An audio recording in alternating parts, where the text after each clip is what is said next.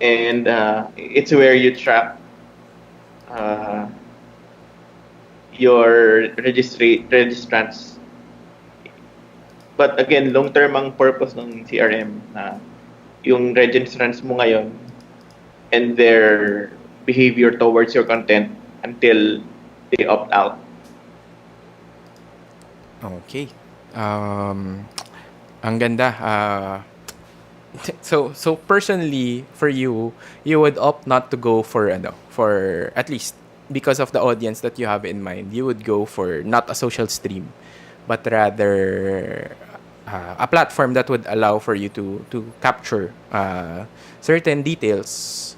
But of course, with the thinking that this data is private, of course, we have to reassure our audiences and our participants of that. And also because you want to engage them early, late, and probably often, which is one of the points that we want to drive for this one. So, let's go to this. Ang dami pala nating pwedeng pag-usapan, but hopefully, again, if you have any questions or any thoughts, please do share them below and we'll gladly answer them. But definitely, we'll push through with what we've been discussing so far. So, point number 1. Okay. Point number 1, one of the 3 main points that you want to impart to you is engage early and engage often.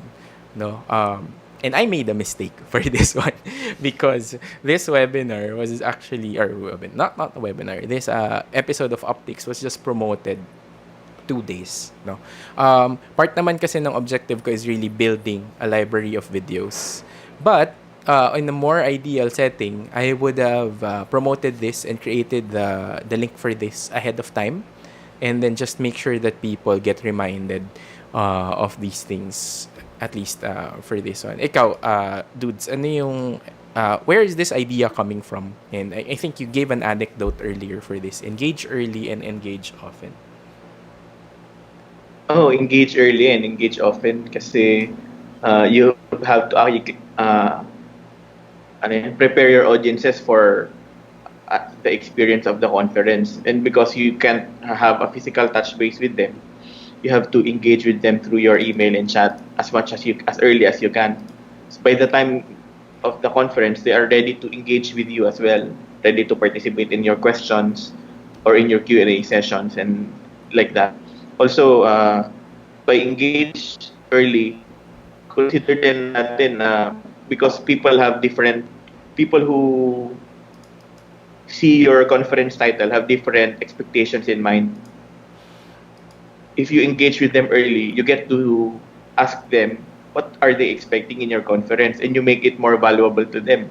You tailor fit the content to what they really need most, not just because you have a brilliant idea, feeling mo yun na yung kailangan nila. But again, if you engage with them early, you get to know and feel kung ano yung best content for them because they tell it to your face, ganyan. And because they will be paying for it anyway if you have a paid conference, it would be best to give them things that they really need. Aside from the new ideas that you share them, something that addresses their more immediate concerns. So yun, engage early and engage often. What are ways on how to go about this? Yung early engagement. Of course, again, we were talking about CRM earlier. Does it mean we have to build a group chat or a Facebook group? And I think keyword din dun earlier is communities, eh. Diba? Like what's your top of mind idea for this kind of engagement? Like how to do it? Easiest and cheapest way to do it would be Facebook groups. Kasi everything is in there. You can even track if they watch your videos through units. You can set units there already, and you don't have to pay for it. You don't have to pay for a learning management system to do it. You can do it there for free. And because in the Philippines, people have free access to Facebook, so if you put your content there, they can easily communicate with you there. Another would be emails. Ako, you know that I do an email marketing masterclass. That's a good Uh, masterclass, by the way. because shameless plug here. Shameless plug. So yeah, uh, because yung depending on your audiences, of course. But if you're reaching out to corporate and academics, uh, they they take more seriously things they see in their email than those they see on social media. So if you want to communicate that you're serious with the conference you're doing for them, you have to really engage them using the email address. It's also your way to make sure that you're talking with real people. Somehow, if you're on social media, there are a lot of fake accounts. Of course, there are also fake accounts on what they call this, on email, but at least on that one you can control which are the spam. You can double check that. So yun, And my two tools would be Facebook page, maybe Facebook community, ganyan, or and email. interestingly kasi with that kind of idea, you have you have to realize also that it works on you.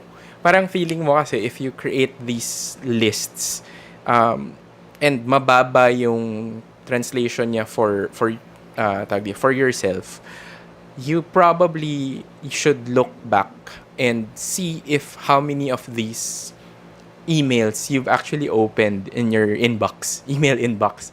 And I catch myself, oh, ba't ako gagawa ng email list, hindi naman siya gumagana. And then eventually, I look at my email.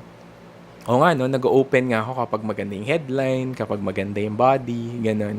And it really depends on the personality of the email list or also of the conference. But maybe we can discuss Facebook units in another time. And I've seen a couple of communities locally try to grow that in that way as well.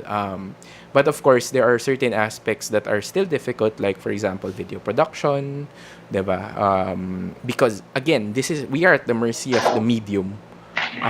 So we have to make sure that we know those basic parts. Side note lang, I was watching this podcast the other day, and they were talking about, are you going to allow your children to engage social media or content creation at an early time? Top of mind answer, dudes. Parang below 12, halimbawa, will you allow your child to engage that early with social media and content creation? Yes or no lang?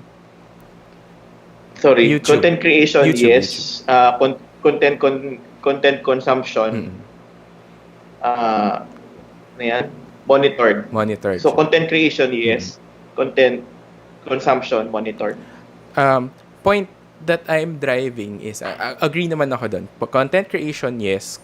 Content consumption, kailangan control. But primarily because if you look at the times right now, and I also attended another meeting yesterday, the medium, the basic needs or the basic tools that students or that young people need or everyone needs to communicate their message is primarily through a new set of skills that people actually need to have. Like for example, kung dati, and I'm sure it might speak of our age, kung dati, special na yung merong project in school kapag merong video presentation. This time around, because it is the only medium, it's one, at least it's the primary medium that you have to use, then you have to learn how to do it. So if you allow, on that tangent, diba, if we allow at least other people or younger people to engage in content creation, aside from the creative aspect of it, then there's a new set or there's a new medium in order for us to communicate our message, no. Then pa rin naman umiikot na now you have to engage early and engage often. And in order for you to do that, you have to learn the tools. Let me go back to that idea earlier where we were talking about ano tawag dito? The other point being do Filipinos is the Filipino audience ready to pay for online conferences? And precisely this is where point number 2 comes in. We have to qualify our audience for conferences. For conferences specifically. For other kinds of virtual events kasi like product launches, pwede namang blast talaga yan eh. But for a conference, because you have engagement, then we have to make sure that we qualify this audience so that they also commit to consumption or to consuming the kind of content that we will be broadcasting to them. Again, the idea being virtual events or conferences as knowledge transfers. Diba? Your thoughts, dudes, on qualifying the audience? Agree. Since mag-share ka ng knowledge, hindi naman, the more specific you can get, the more value it doon sa makikinig sa'yo. Pero it's hard to get to specifics if you have a too broad an audience sa conference. So, Are you there? Sige, antayin natin. While we're waiting for dudes to come back. Okay. Again, qualifying your audience include the idea that... hello? Yes, you are back. Yeah. And the idea that you have to create these pieces of content that if they engage early with, then it might be, or you might be targeting that proper audience for your conference. Going back to dudes, yes, you were saying? Ayan, yeah. Sorry, I was cut for a while. It's okay. You can serve them better because if you qualify them, not necessarily just by using a pay gate, no, but also there would be audiences who would be interested on the tech part of things only. Then perhaps you can get a session for that only. In the conference I'll be attending, they qualified us into different streams, so that they can select the best set of speakers for us. In that way, you can give the best value for your attendees and for their money's worth. But also, of course, there will be people who cannot afford your conference kung sakali. And for you to help them, you can still help them with the content. Pero ang hirap mag-specifics pag hindi mo alam ang background ng audiences kasi hindi mo na-qualify. So you'd be giving them generic content, of course, on their end. Although actionable yung ibibigay mong content, ano pa rin, marami pa rin pieces that they have to put together themselves.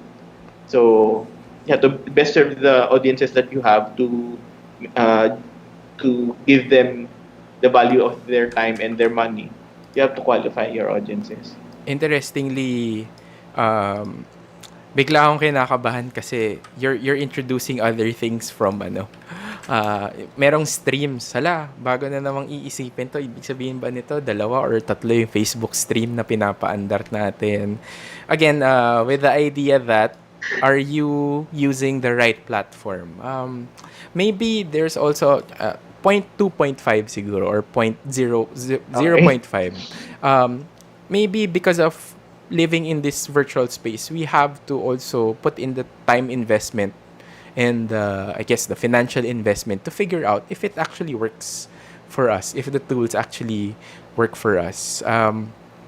Lagi naman tayo may post-mortem kapag may mga events tayo na ginagawa. So, if it doesn't work for you, then best effort ka na lang. Again, yun nga lang talaga because we are at the mercy of, or we are using platforms that were pre-designed, we will have to, parang Lego, we will have to make it fit to what we know. Like, you've probably heard of virtual events that are being run in private Facebook groups. Diba? So, may mga ganun. There are unlisted YouTube videos. There are, there are those who decide to run their events on Zoom webinars, diba? Or Kajabi, or Crowdcast. We have our fair share, no? Merong flexibility involved, but also, depends on the platform. There's also a certain natural selection that will happen when you choose the right platform, no? I'll use this anecdote and I'll probably use this in another episode.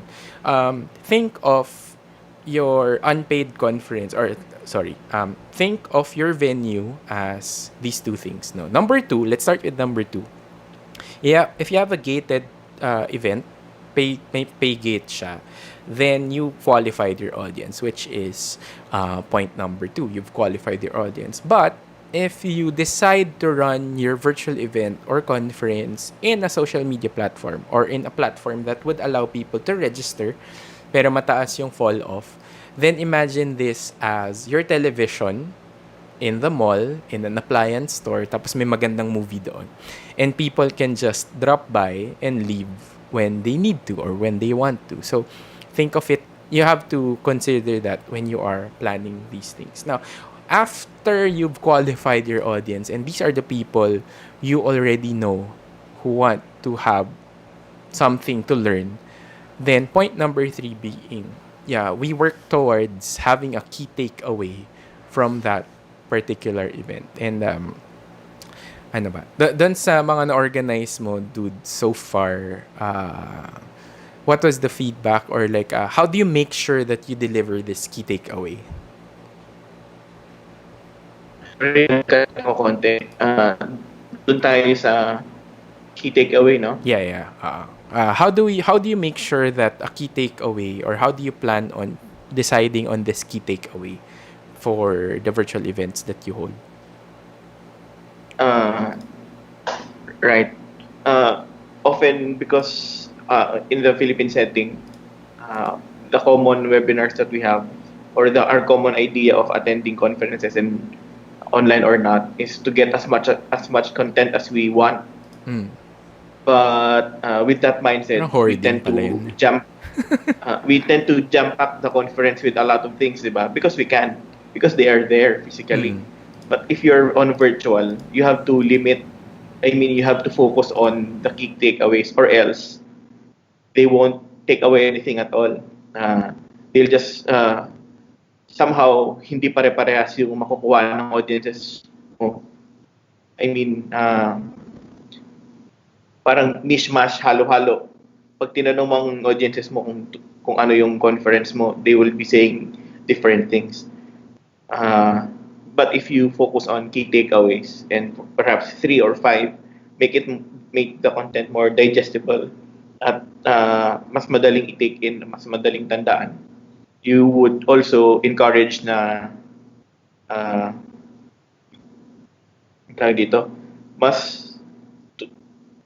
paano ba to? Kasi hindi masyadong marami ang tatandaan ko as an attendee. Somehow, mas nagiging memorable sa akin yung event.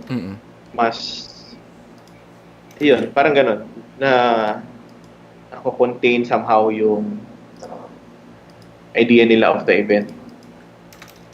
So yun, key takeaways are important. Also, yung key takeaways din kasi, example, audiences ito for sure na may trouble with internet, or perhaps during the live session, meron ka ding internet interruptions. With which you just had key takeaways, at least. Yes. So with key takeaways, you can summarize the points in your email and send that to them. Also, you can include that in worksheets and send that to them ahead. At least in your mind, alam mo na itong 5 things na minimension ko, kunwari, or 3 bagay na to, na-impart ko at lahat sila meron nito. Yung mga ibang takeaways pa nila, well and good, meron pa silang ibang ibang takeaways, pero yung essentials na gusto mong i-impart, andun. Gusto ko yung cake. Key cake away. Take yun, take on. Akala ko, cake away, no? Parang may take away na cake from, may cake raffle pala in the conference. And that's something also that's present with conferences. May pa-raffle. So, baka pwede nating pag-aralan. Again, it adds to the complication, I guess, of running a virtual event. But if you can engage the people that you are targeting, then why not, diba? Why not work towards that? Why not toward There are. na mga raffle? Oo, may mga software na ngayon na that can be used live when you're doing this, tapos your moderator can use that software to have a random participant be selected for your giveaway, ganyan. Meron na rin. Meron na Sa rin. bagay, sa bagay. Mas, for background lang, si Dudes kasi actually has more experience with targeted platforms, no? I've only used Crowdcast and Webinar Jam with him, and I'm sure he can share a number of these things also on, shameless plug na natin, sa TLDR, when you attend his master classes, because we do partner together for his virtual events as well, no, para hindi niya na iniisip yung technical aspect of running everything on the side now. And I'm more versed, at least at this point, I'm more versed in running virtual events in terms of live streaming ganito. Hopefully if anyone comments, we can bring it up on screen. But for those people who have been hanging out with us, please do say hello in the comments, or in the chat, so that we can say hi to you as well. So, tama naman. Suddenly, again, we don't have this physical space na pupunta lang tayo sa harap and then we can take over the conference. Meaning, we are in control. Now, again, we have to be in control of the technology that we are going to use. So, just to reiterate, point number 1 being engage early and engage often. Just make sure that it's not just the conference proper that you are touching base with your audience. Number 2, qualify your audience. So even in alongside engaging early and engaging often, you're able to funnel in who you really want to be there or who really wants to be in the conference. I'm hyper conscious right now of the number of people watching this, but also if you know that, if you reimagine that into the number of people in a room that you are targeting, hindi naman kailangan global, hindi naman kailangan viral lahat ng events natin or live streams natin. Correct. Therefore, you would be able to qualify if you are successful in bringing the X number of people that you want for your conference. And then number 3 is work towards having a key takeaway, no? In this case, ito yung 3 points na to. These are the key takeaways that we want to impart with you for this session. And lastly, I'll add this. It's important to think about this. Let me just retype it. So, you think about your what. What is that conference that you are holding? You think about your who. Who is the audience that you are targeting? You think about your why. Why are you holding this particular event? And then after those things, let me put a pipe here. You think about when, where, and how. So it's easy again to think about again the tools that we will be using. It's easy to think about them, but in order for you to fit the tools with your objectives, that's where it becomes a bit challenging. So Dudes is here to help. I am here to help. So if you have any questions or thoughts about these things, do let us know. Unfortunately, we don't have any comments or questions, but thank you everyone for joining us this morning. Special thank you to Mr. Fernando Academia or Dudes Academia of AMIC and also TLDR. Don't forget Anytime. like his Facebook page and sign up for his email marketing bootcamp. Tama, no? Bootcamp class. Yeah. And also, watch out for the webinars that we are going to have for AMIC as well. Before we wrap up, let's revisit one of those things na a bit challenging. Last 5 minutes while we're waiting for questions. Academic conferences being paper presentations and plenaries. How do you reimagine these things, Dudes?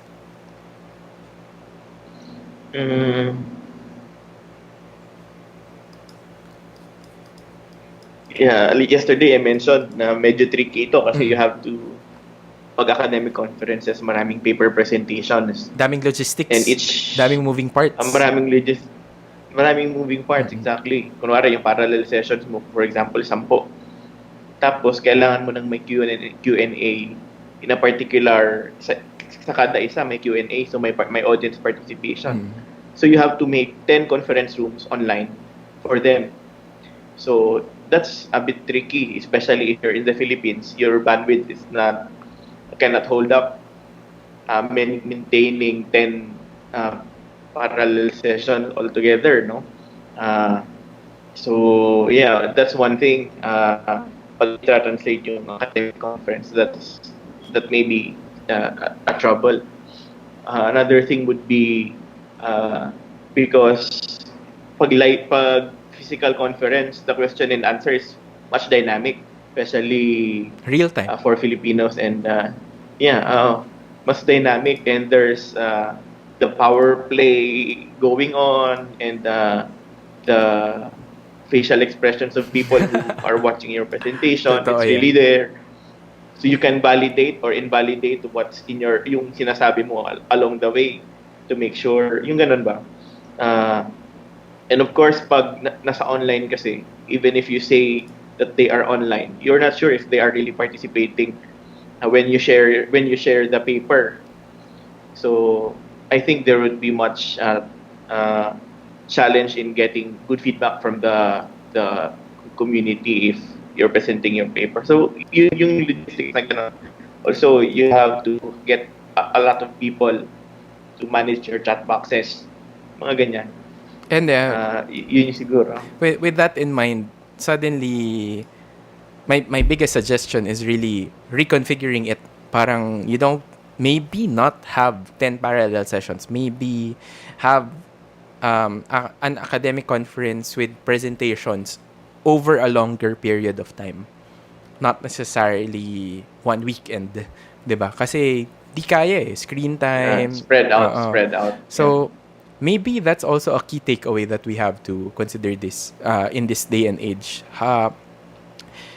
Maybe we should reimagine the length of the conferences and how precise we need to be, or at least kasi yung papers naman na yun, na-review na yun, is just being presented, and nadadagdagan yung reactions or nadadagdagan yung comments if it will be revised or if it will be revisited in the future. And I think that's a challenge also for whoever, or if you're the kind of organizer that will organize academic conferences with presentations, maybe we need to reimagine how it should be.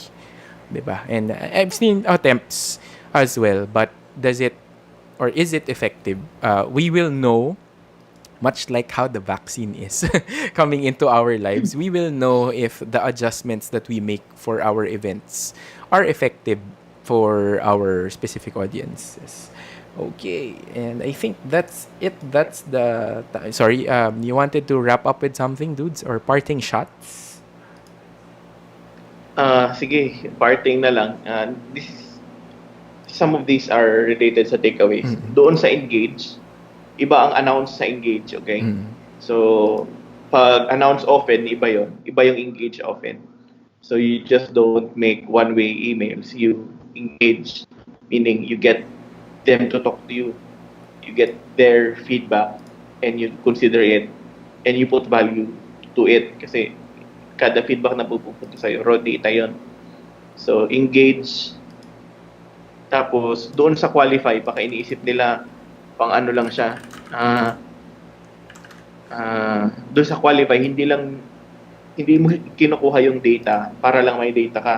Pero kinukuha mo yung data para mas maganda yung maibigay mo sa audiences mo. Also, lastly, dun sa pag-qualify ng audiences din, on your end, mababalidate din kung yung topics ba na minention mo in a conference is something people want. So, the idea validation is also there. Pag nag-qualify ka ng audience, pwede mong sabihin na later on, sa 100 attendees na puro accountant, ito ang topic ko, ito yung rating ko. So, yung ganun sa qualifying. Tapos, lastly, lahat ng to kaya natin pinag-usapan kasi yun nga, kaya natin tinawag na new normal. This will happen, we like it or not. This is a transition we will all go through.